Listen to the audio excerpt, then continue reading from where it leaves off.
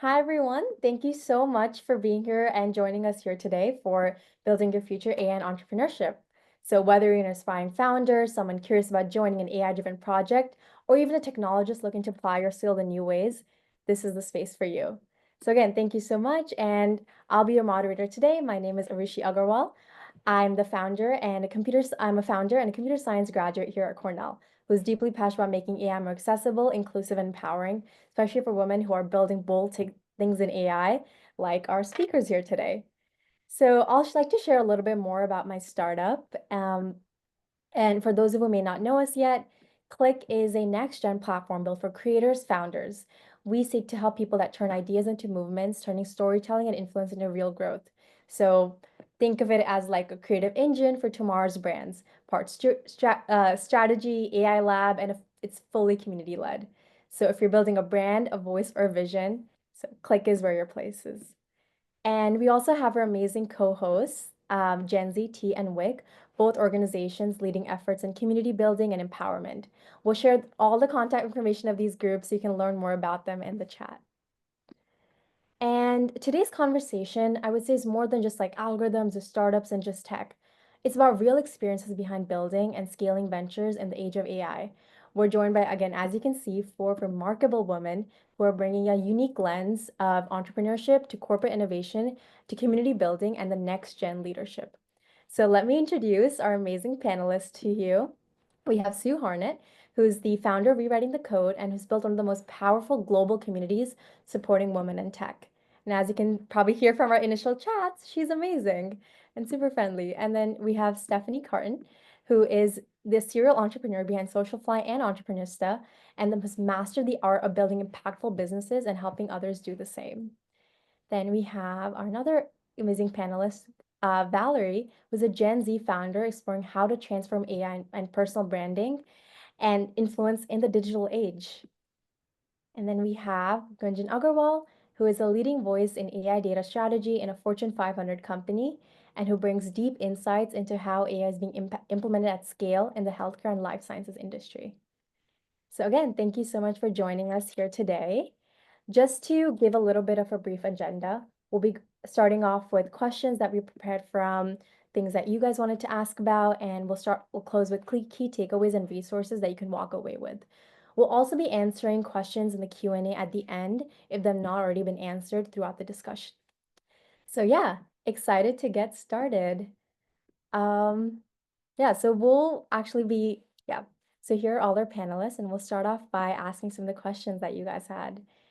And to start off with, hi, Sue. I wanted to ask you through Rewriting the Code, which is an incredible network for women in tech, what are some essential foundational elements, whether it's mentorship, community, or specific skills, that you see crucial for people looking to venture the complex world of AI, whether it's like founders or new grads? And what are unique challenges that they might face in this space, and how can a strong system help them overcome them? Oh, thank you for the question. And it's just so lovely to be here. What a great thing to do on a Friday afternoon. And some incredible women on this panel. So I'm flattered to be here. I'll just preface and give a tiny bit more background. So Rewriting the Code is actually my second startup. I was a college and professional basketball player. But I have a master's in healthcare administration and I started my career in healthcare. But after about 8 years of doing that, I really just always wanted to somehow get back to sports because it's really been my passion. Um, so I started a sports e-commerce and technology company, and I grew that company over the course of 10 years and sold it. And then I just made a decision that I really wanted to do something more impactful. So I love college students, both men and women. But I had done a consulting project and learned that women are not very well represented in technology. And at the end of the day, I think it's just so very important to have community that's really relevant to you, both from where you are in your life, as well as what you're really passionate about. And we developed a model in rewriting the code that was a bit different because it was really university agnostic.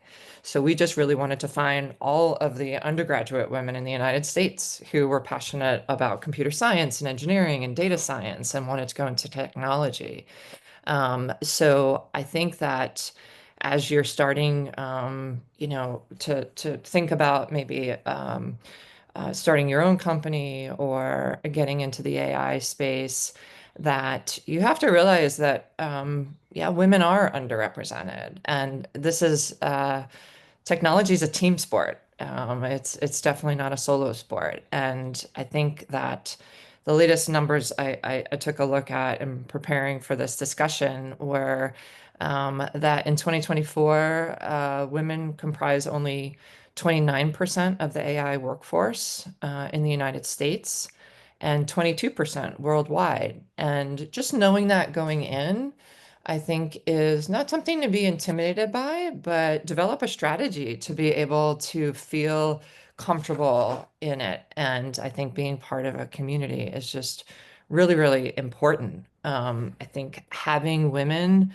and you have a bit of this today, who just have all different kinds of experiences that look like you, that have been successful, and you can be inspired to follow in their footsteps and know that this is most definitely possible to do.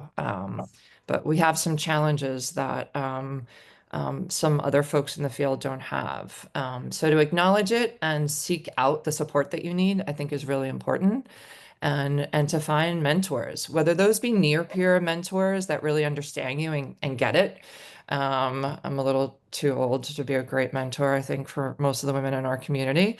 But also the more seasoned people that have experience so that you can understand what their career paths are and be inspired by them. My dog wants to be part of the conversation too, so I apologize for the background. No, I think that's absolutely beautiful. I think the idea of mentorship, I've had, amazing AI mentors that the idea of like there's a lot of resources out there, but one of the key barriers is maybe awareness of those resources, right? A lot of times, like a lot of clubs here at Cornell, they're amazing resources, amazing networks, but it's that kind of barrier to understanding how do you join them. I was a transfer student actually here at Cornell, and I would say my first and a half semesters, I didn't know about any of the resources that were available. And it was only through word of mouth, finding mentors, talking to people, coffee chats that I realized that once you put yourself out there, that's the first step to a whole world of resources. Also amazing to hear that you have scaled and built so many amazing ventures, and I loved the sports analogies. I feel like people think of tech and sports as two different things, but there's actually so many intertwining aspects to them. So we actually, that's amazing. Thank you so much for sharing that. And we actually have another serial entrepreneur, Stephanie, who has similarly built and scaled multiple ventures and went into supporting women from that. So again, Stephanie, you've scaled and launched multiple businesses, including Social Fund Entreprenista. And so from your entrepreneurial journey, what are practical steps that you would recommend for people who want to build their own AI projects, startups, especially in terms of securing funding and building a strong team?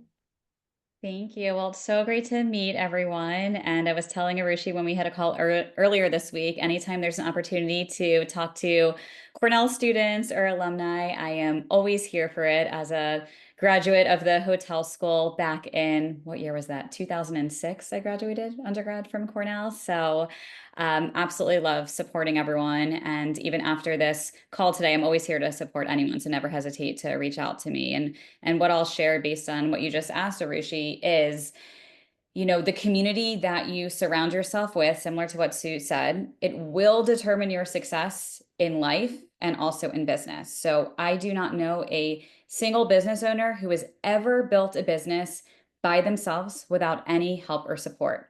And if you are trying to build on your own and trying to figure out everything on your own, you're not going to get as far as you will if you surround yourself with other people. So other peers who are building, other mentors who can support you, other founders who have had the experience and already built, scaled, and sold businesses. So you can learn from all of the things they did really well, but also all of their mistakes. And then when it comes to fundraising and tech, because I know that was, a question that you had as well, it's all about your network and who you know.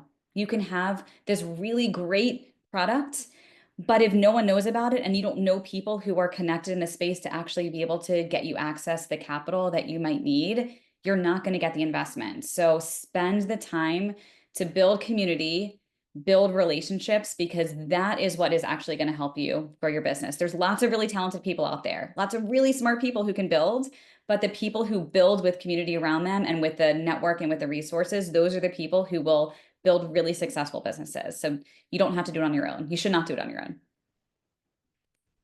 That's incredibly powerful. Thank you so much for sharing that. I mean, that's one of the main reasons why Akshata and I wanted to build Click, is the idea of community. We're both entrepreneurs that nobody in our family has an entrepreneurship, and that's actually funny. We're both sisters.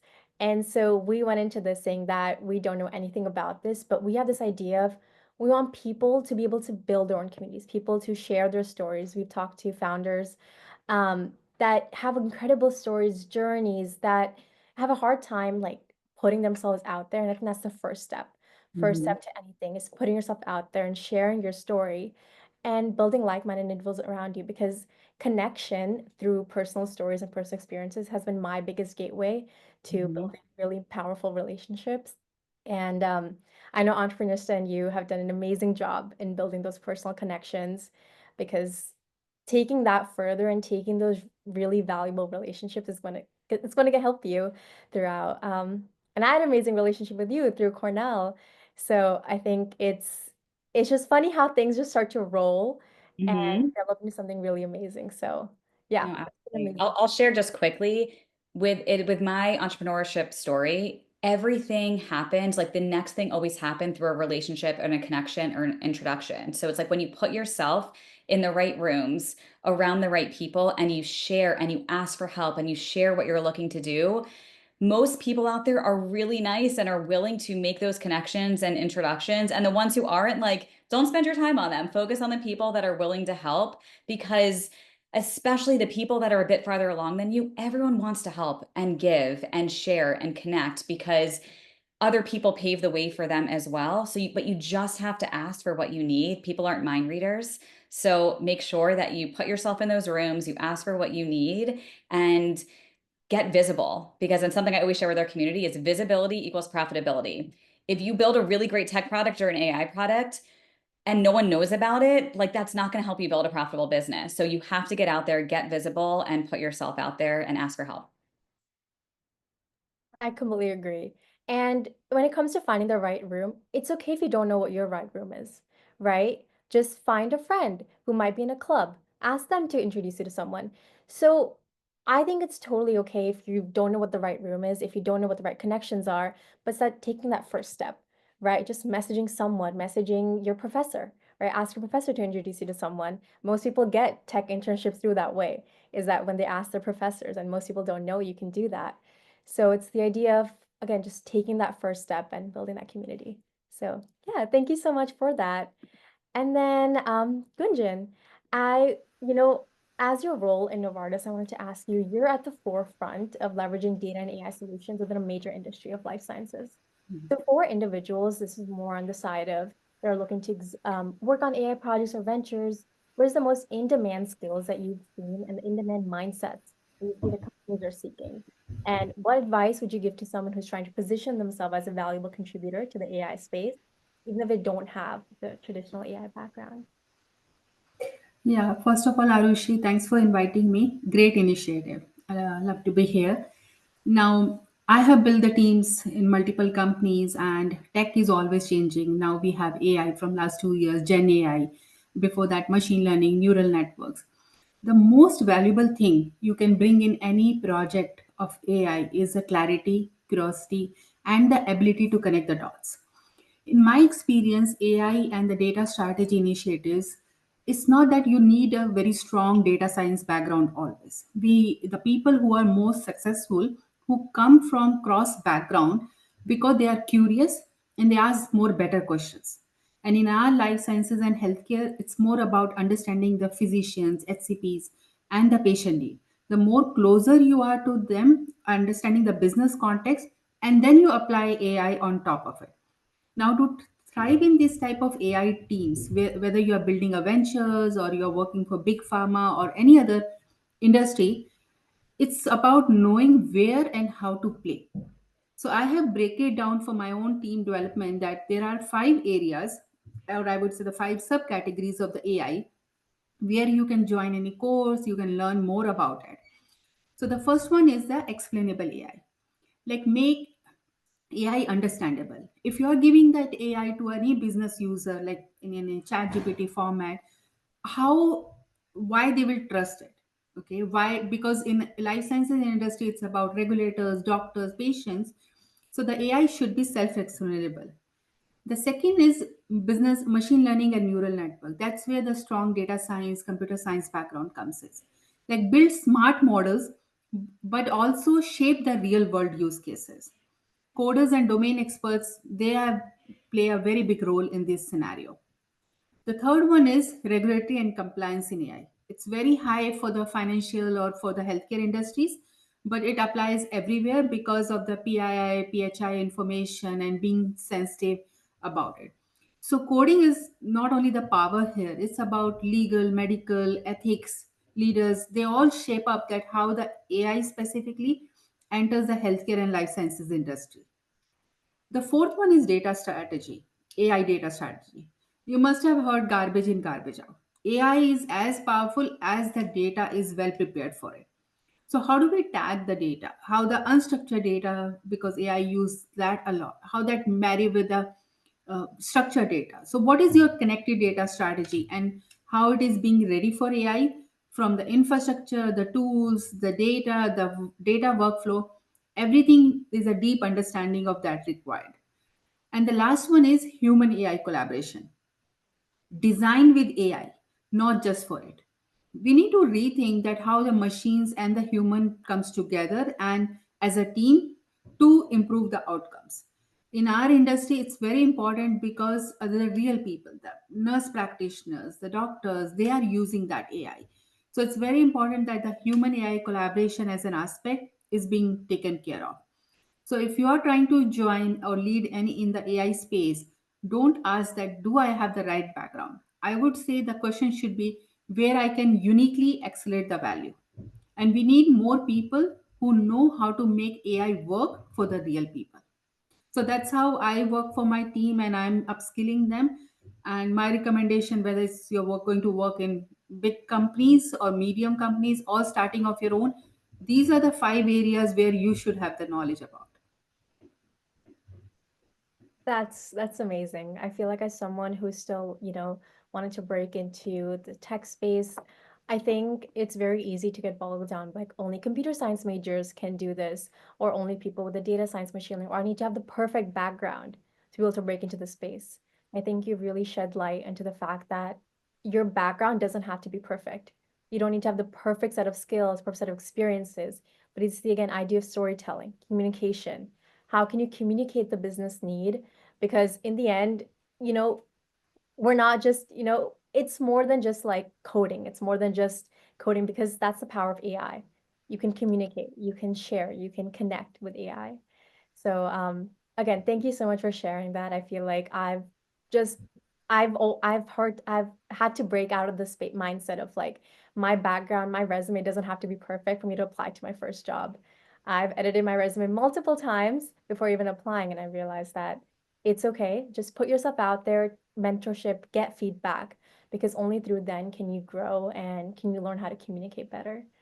So yeah, thank you so much for sharing that. And I feel like that really connects into the idea of again storytelling, visualization. And then we have another amazing speaker, Valerie, and who is at the exact intersection of AI and personal branding. And I wanted to ask you, from your perspective as a Gen Z innovator, how do you see the relationship between AI and personal branding evolving over the next 3 to 5 years?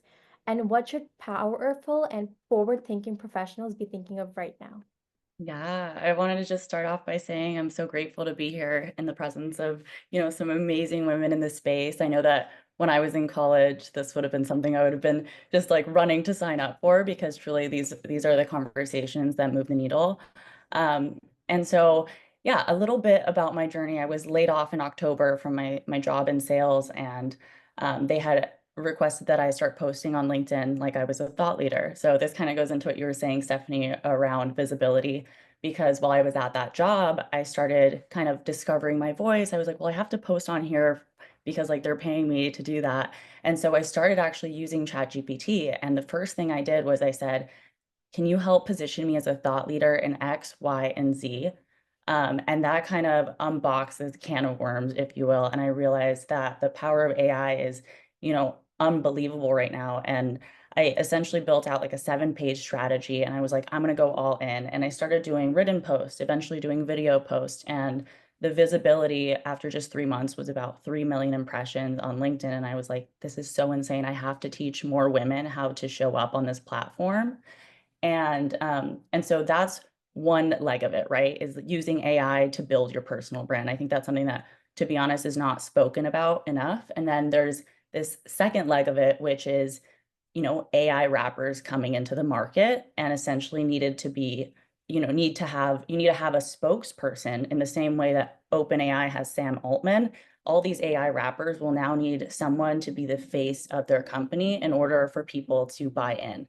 And I think that there's a big opportunity right now for female entrepreneurs to be leveraging AI for personal branding, whether that's just to get a better job or whether it's to ultimately get their AI wrappers getting the visibility that they need, because we are in a pretty incredible market right now. So I would say that that's just definitely something to like put the pedal on the metal right now.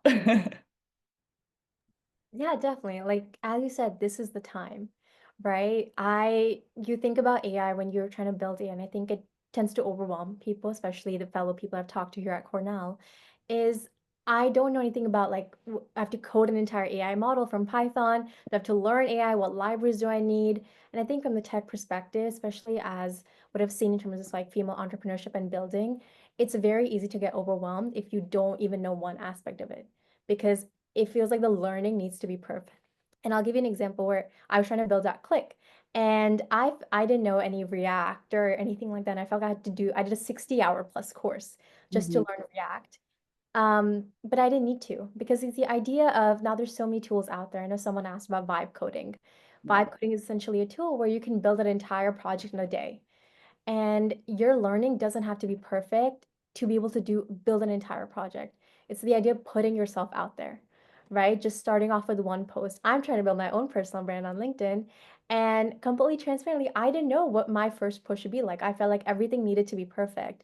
But until you just start posting, because if you have your core values set, that I want to make AI more accessible for women, I want to break down barriers into building AI projects.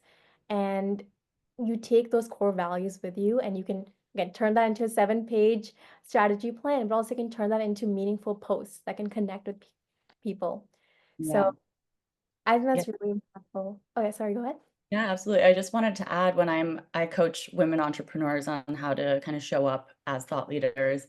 And one of the things that I tell them is don't pick a niche, pick a mission, right? Because when you have a mission, people want to rally behind you. They're like, I'm all about that.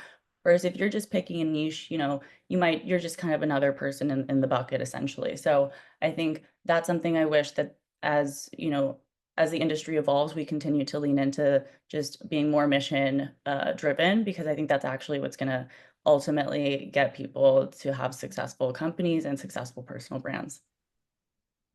That's amazing. And I think I have to say that everyone on the call here is one of the most mission-driven people that I've seen in their respective industry, whether it's like tech new grad, community, personal branding, industry. So I think this is a great time to learn from people that are extremely mission-driven. So Arushi, yeah, Arushi, can I add something? yes. So, something that I learned very early on building both of our businesses is that people want to do business and connect with people that they know, love, and trust. They want to feel connected to you. They want to feel connected to your mission. They want to feel connected to your brand. And a lot of times I've seen women founders are like, well, I don't have anything to share. Like, why is what I'm sharing important? it is very important to grow your business, to grow your personal brand. And I'll have everyone think about this. What if you didn't share and that post and that conversation that you shared made impact and helped someone else? And now you're not sharing that because you're thinking, oh, well, who cares? Or why do I need to share that? It's not that important. It is important to other people. And you not sharing that is hurting other people because other people need to know you. They need that information. It could help them, it could change their life. So always remember, like, when you feel in that moment, like, "Oh, I don't want to share. This seems too personal," or like, I'm nervous to put this out there. Like, just do it. The worst thing that can happen is so no one sees it or responds. Who cares?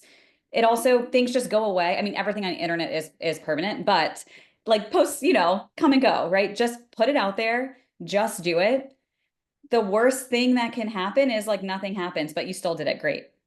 Yeah, I agree with that. I want to also just say, like, when it comes to even getting that initial idea, one of my like big hacks that I realized is like all of my best ideas actually come to me when I'm on a walk. So people are like, "What's your morning routine?" I'm like, "I go on a walk and my brain starts thinking." And as soon as I get that seed of an idea, I basically take the seed of the idea. I'll be like, "Oh, it'd be cool to make a post about that." And sometimes that can float into the ether and totally disappear. But if you have a custom GPT trained on your personal brand strategy that you worked on, let's say a week before, all of a sudden you're on that walk and now you can funnel those ideas in there and the output can be actually a good post that's aligned with your mission. And now you've essentially saved so much time because you have clarity around what your message is going to be time and time again. So I would say definitely build a custom GPT, first name, last name, and start building that out because it's going to help you get so clear about the message that you're putting out there. No, I completely agree. Again, just put yourself out there, right? I talked to a lot of Cornell students here, especially, I think as upperclassmen, I want to talk to a lot of underclassmen here on campus. And I tell them that it's okay if you don't know how to code. It's okay if you don't have the most meaningful solution that you want to talk about, right? I think the idea about the startup culture and entrepreneurship is that you start a company by just putting yourself out there first, putting your values, putting your thoughts out there. And it stems from the idea. I actually am part of this kind of like space, and they were talking about this AI solution that they didn't really like. And you know what they next did? They built their own one. And it's a very popular AI solution. Everyone uses it. They didn't like it. They didn't like one singular feature, so they went and built their own one, which is possible. Like you mentioned, with current tools and technology, it's possible to find your mission and just build, right? Build your personal brand, build your AI venture. So I think I really want to promote the idea of like it's okay to not have that clarity. It's more important to just take the first step. Take the first step to be in the room. Take the first step to again connect with amazing individuals such as the people here. So yeah, thank you so much for that. I think that was a beautiful discussion.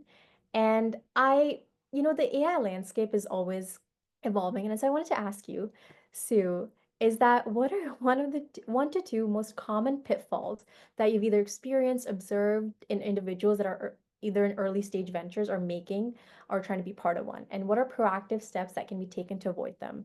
So this can be related to team building, product development, market validation, or even ethical considerations. Sure. We could spend all day talking about mistakes, and what you learn from them, or at least from my experience. But I'm going to double down on something that Gunja said earlier, is that you can never lose sight of your customer and the problem that you're solving for.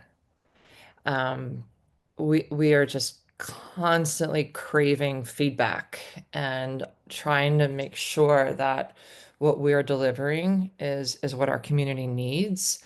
So I think you can apply that absolutely to any business that's possible.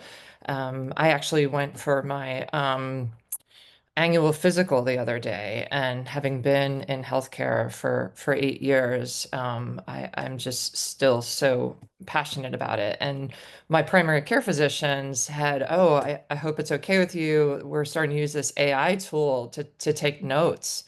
And he knows what I do for a living. So we went through the whole visit, and at the end, he turned it off. And then I went and I saw on the screen exactly what he did, and how unbelievably impactful it is for him. And, for him to be talking about like how much more time he can spend with his patients and how much less time he's spending having to take notes and do all the documentation. And it was just so exciting to see that those kinds of advances. But I'm sure, and he said he's part of a team that's continuing to give feedback to this company about how they could be doing better, how he could be a better user.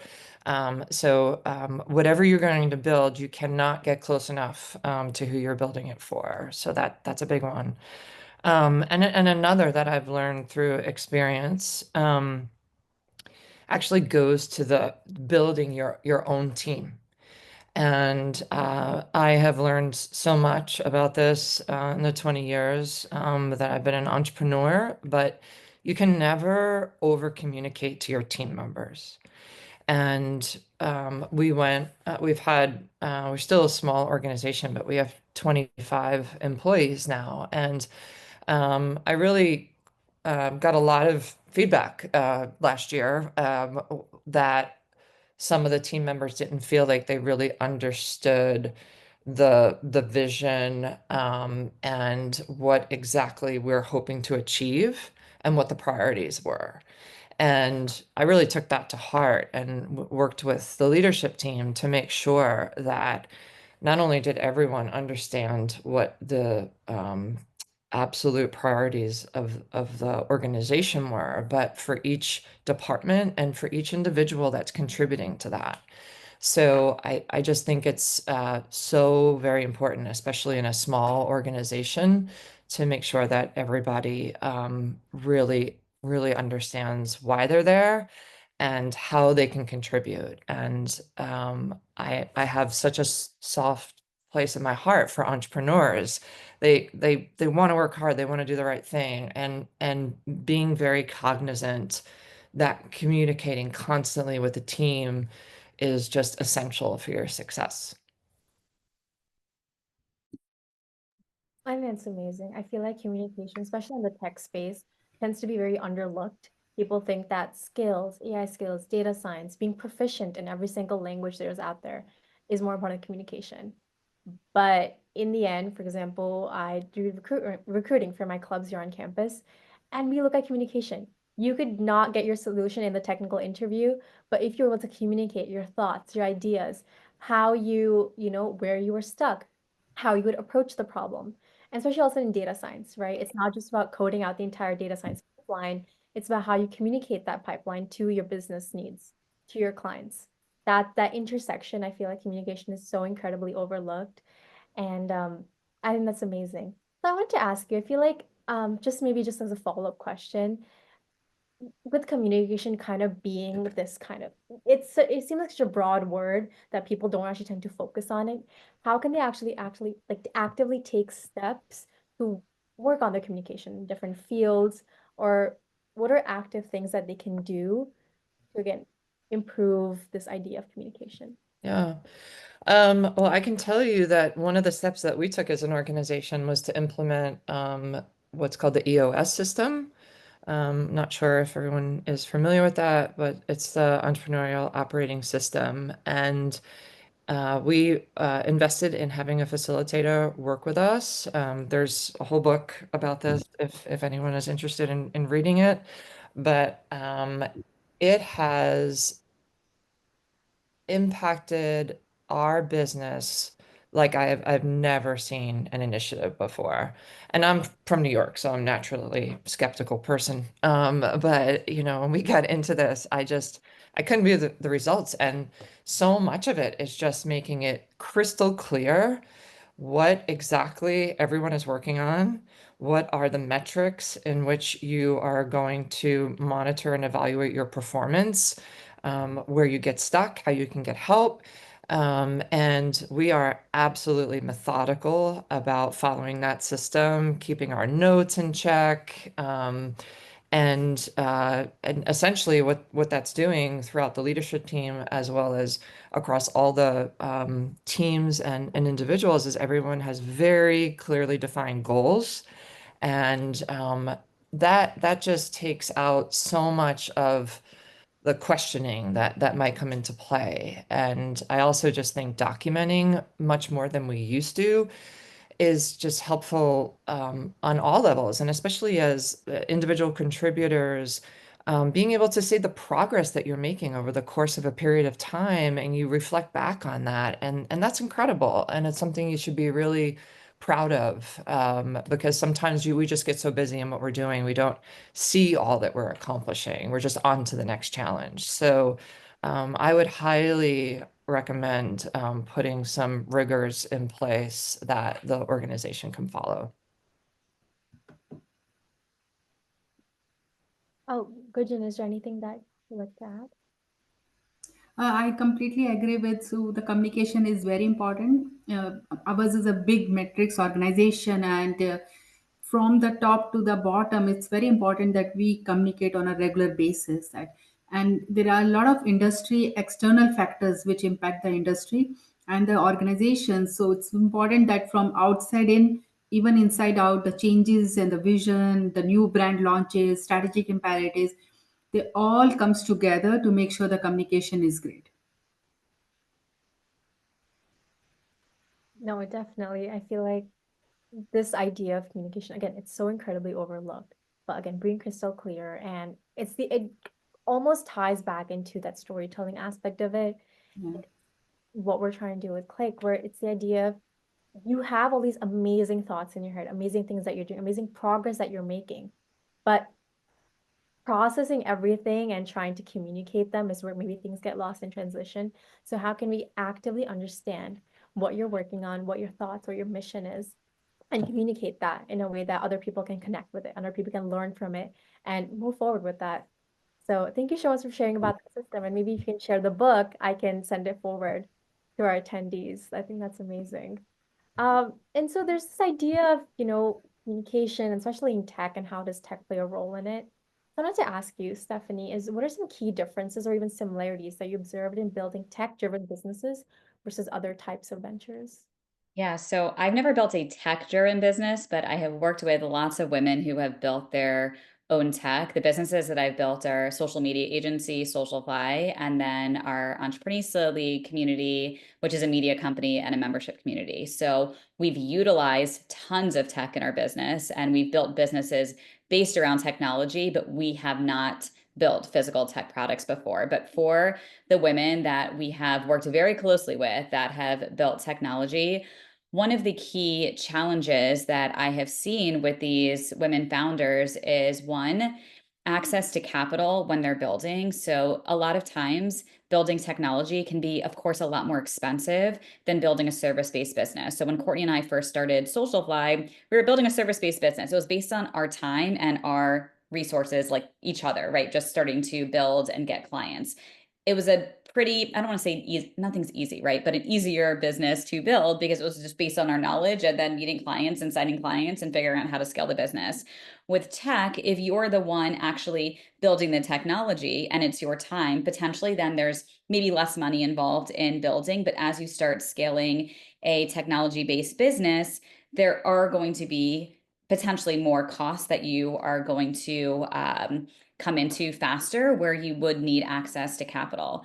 Something that I've seen a lot of women in our community be very successful doing, building technology driven businesses, is actually going for grants and pitch competitions. So it doesn't necessarily mean that you have to go right and to raise venture capital. There are a lot of forms of non-dilutive capital that are out there that a lot of people don't even know that they have access to, but you just have to apply to get access to them or go to pitch competitions. And those are also really great places to build your network as well. So one of the women in our community, she started applying for pitch competition. She won a $25,000 grant. She was able to take that same application and over the course of a year won $250,000 in grants, non-dilutive capital.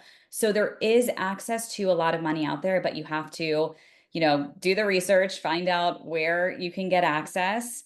And then when you're building a tech-driven business, it's more than just the technology. It again comes back to the communication and marketing. If no one knows about your business, you can have the best tech product, but if your market doesn't know that you exist, it's going to be really hard to build that business. So don't forget about the other elements of business that are really important, which is your marketing, your operations, finance, legal. Like there's a lot of other things that are involved in your business aside from just building the tech aspect. So those are some of the things that we've seen over the years. That's amazing. And I might be asking you that links to all these resources so we can share with our attendees after, and so they can actually apply to these grants. Yes, I will say we have lots of these resources. We have a free newsletter that we send out every Tuesday called the Entreprenista Agenda. Free resource. We include a grant roundup in every single guide that we send every single Tuesday. So feel free to sign up for that. That's an amazing resource. And I think that another biggest thing that I've seen in female entrepreneurs, again, talking to students here, talking to students outside of Cornell, it's the idea of like your pitch, your product doesn't have to be perfect. It doesn't have to be completely built. Even the idea of going to these grants and pitch competitions is to improve, right? Is to get feedback from amazing judges and panels and mentors. So like where I'm trying to, put myself out there and pitch my own pitch own click, and I realized there's this kind of barrier that says that, oh, my product isn't perfect, right? My pitch isn't perfect. How do I keep perfecting it until I can apply to my first competition? And I think the mindset, we need to switch that kind of mindset, like you mentioned, is just apply. Yeah. Again, the ball gets rolling down from there. You will keep improving from there. So, and I have to say this, I applied to multiple pitches and competition where I'm not eligible for. My first hackathon, which is a hackathon called Reboot the Earth through United Nations, I was not actually eligible for it in the sense of they were only taking students that were 19 and above. And I said, hey, I was 15 or 16 at the time. I said, I have a great idea. I'm going to apply for it. Right? So there's a lot of barriers that can seem overwhelming, but if you have a great idea and if you have a vision, just apply. Yeah. Right? Just start. Done is better than perfect. Yeah. And if you don't ask, you're not going to get it. So you have to ask. I think that's beautiful.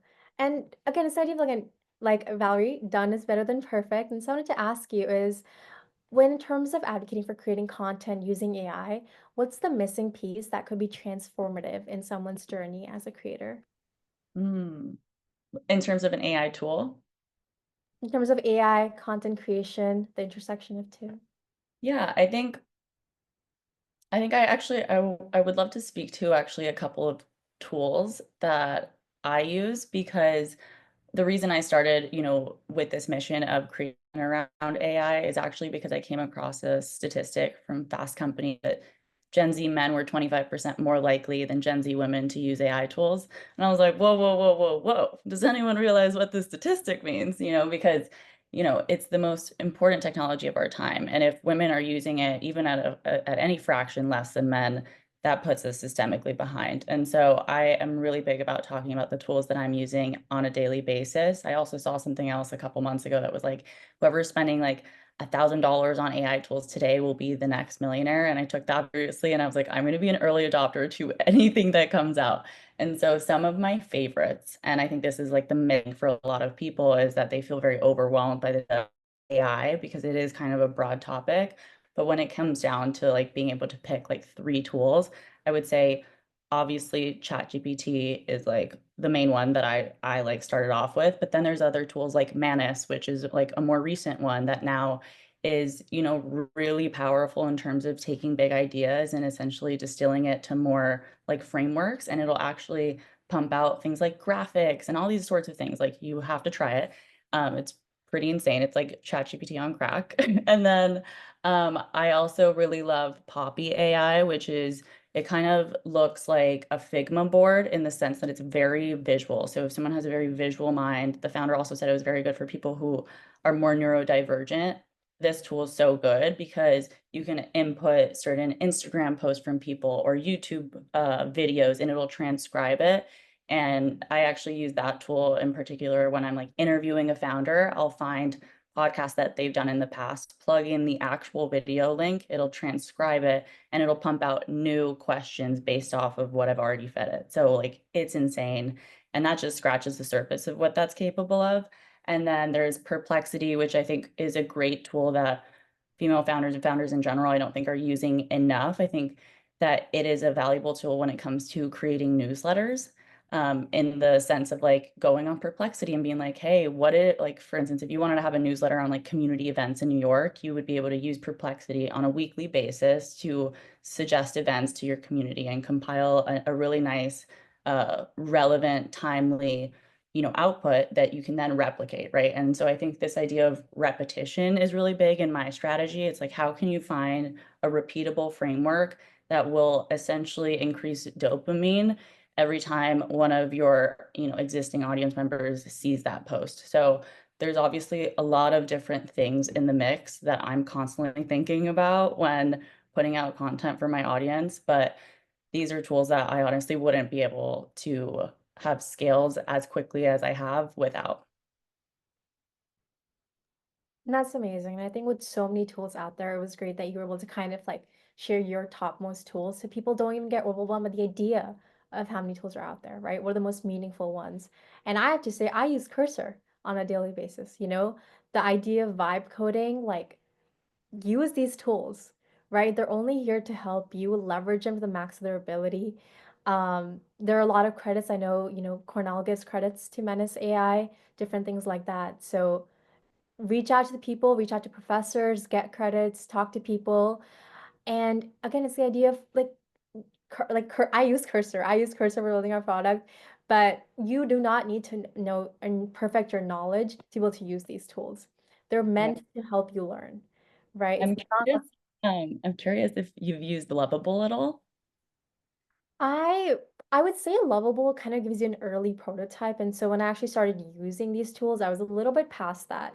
But funny thing is, a lot of the underclassmen that I mentor, when they're building out their first projects, I tell them about tools like Lovable and just experiment, Yeah. right? If you have these lists of tools, if you have Windsurf, you have Cursor, Lovable, you have ChatGPT, Claude, um, block off time and just experiment, try, see Mm. what works the best, right? See what type of, I love Cursor. I think it integrates really well with the code base, just a Cursor ad maybe. But even I haven't explored all the tools out there. It's just what worked for me, and I went with it because sometimes it takes away time to explore all the different tools. So again, time block it, experiment. I tell people that are building their first stage or prototype that Lovable is a great resource. Cursor if you want to keep implementing features after that and just work on different things. And again, they're not meant to replace. I've learned so much through using Cursor because Cursor gives you the wrong code, and even if just you have to sit and debug it, that helps me learn, right? That helps me learn where the code piece, how everything works together. So even just AI isn't, again, AI really empowers you in that sense, right? It's the kind of mindset shift where AI isn't replacing software engineers or anything like that. AI is empowering you to, again, be a better communicator, learn those necessary skills to put yourself out there in the real world, and create those meaningful posts. So that's amazing. Thank you for sharing that. And as we're reaching kind of near the end, I wanted to ask everyone a question, whoever wants to, talk a little bit more about it, which is what do you guys, or what would you guys like to see from budding entrepreneurs to work on, coming from your own experiences? First, Arushi, my advice would be to the budding entrepreneurs is don't try to fit it to the tech, shape it. Understand the business, understand the user, and shape it around it. And especially for the women, I would say women have always an incredible edge to the AI because we think differently. If you look at the biggest problem of AI is the bias, and women comes with the empathy, comes with the system thinking, and they generally ask, who is this solution leaving out? So you have that power, you have that in you, the empathy, which can actually shape the AI for the right purpose.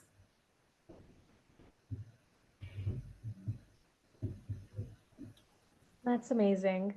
Is there anybody else that'd like to share a little bit about what they'd like to see from budding entrepreneurs? I can add like one more thing that I think about often when this conversation around innovation comes into the picture, which is that I feel like, creativity isn't separate from innovation. And I think right now in this AI era, the creativity is actually the innovation. So I think leaning into that really unique way of thinking, even especially when it comes to like what is the user interface design going to look like for this AI product? I think that's the question that I would love budding entrepreneurs to really think about, because it's kind of limitless right now. Like the websites that were 10 years ago can now look completely different and so interdisciplinary and super engaging. And I think the more creative, the better right now.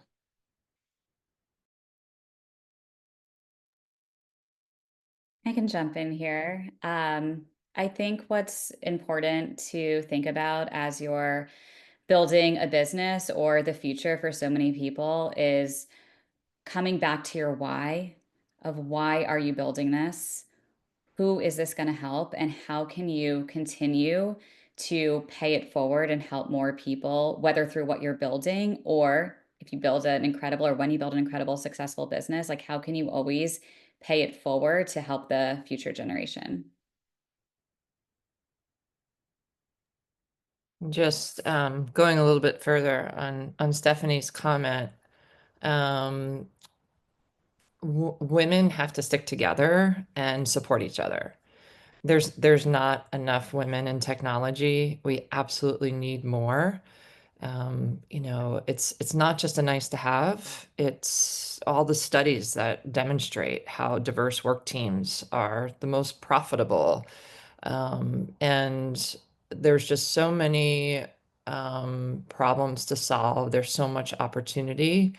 But we need people with all different kinds of life experiences at the table, contributing to solutions. And no one can understand anyone else's life experience. So I really just hope that you will seek out mentors that are women, that you will be kind to your peers and don't compete with them. Like we talked about, there's enough room for everyone. And I do love that commitment to lifting other women up.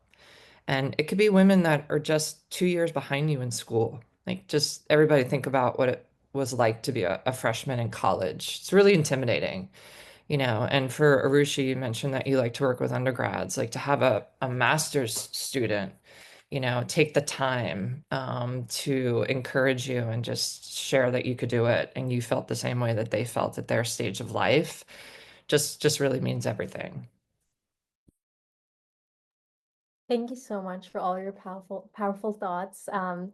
Again, I tend to give a lot of unsolicited advice to maybe underclassmen at times. For example, I met two also transfer students just like me, and they didn't know about some of these links. And I was like, "How do you not know about these links?" I was like, and then I spammed them with any possible information that they could need. And so it's the idea of, again, Stephanie, I think you mentioned this, people want to help you, right? You have an amazing community, and if they don't, like, that's okay. You move on, right? There are enough people in the world, enough people in the room. And if you don't find your own, like, build your own room, right? That's what we're trying to do with Click. It's like building your own space. So find your people, go from there, and just keep building, right? Don't stop. If you don't understand something, talk to people. I didn't know, at first I didn't know how to prompt engineer. So I searched a prompt engineering on LinkedIn and messaged anybody that had that in their title. And it was just completely random people. And now I have a mentor in this space who hops on with me on the call whenever something doesn't work in my AI product. Right? So it's I just searched a prompt engineering and reached out to random people, maybe 10 people, and 2 people replied, right?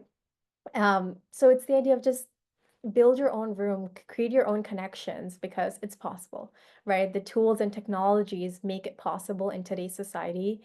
And hopefully here today we've learned how can we best leverage them, how can you best use them. And again, it's not just about building these tools, but again, how do you communicate them? So again, thank you so much for all these incredible talks, incredible conversations, thoughts, and ideas. I think we are running out of time, so I'll give a quick closing statement that says, thank you so much all for joining us here today. Again, I hope this conversation gave you not just insight, but really that perspective and that momentum. So whether you're building your own AI venture, think about joining one, or even just exploring your own future, how that could look like, I hope this panel really gave you the idea of what is the first step you need to take. Just use Cursor, download Lovable, right? If that's the first step, if that's the right step for you, or sending these incredible, I've added all the links in the chat to everyone's LinkedIn. So send these incredible women a message. If that's your first step, just go for it, right?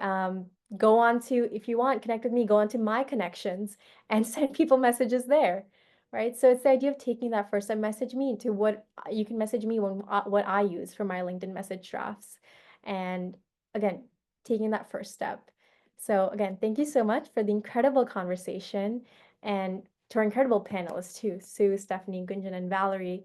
Your honesty, your brilliance, and your vision in this space really showed how perspectives shared today can show just how many paths there are into AI and how much opportunity exists when we lead with purpose, creativity, and community. And so I would say if there's one takeaway from today, it's this: that you don't need to have it all figured out to start, right? Stay curious. Don't be afraid to build something that hasn't been built before. Shape your own AI. Don't, if you don't like something in current society, if you don't like that when to meet shows you participants, if you don't like it, build your own tool. It's possible. And again, don't be afraid that you need to be perfect. So whether it's vibe coding, I use it immensely. If you don't like something, build your own version. Again, starting a company doesn't always mean that you have to pick the most meaningful solution in society. It means putting yourself out there and pushing yourself. So vibe code, because you can build crazy things with it in just a day. And so on behalf of the entire team, the panelists, and everyone, thank you so much for showing up and staying in touch. So stay in touch with some of the other events that we're going to have and more resources so we can break down barriers together.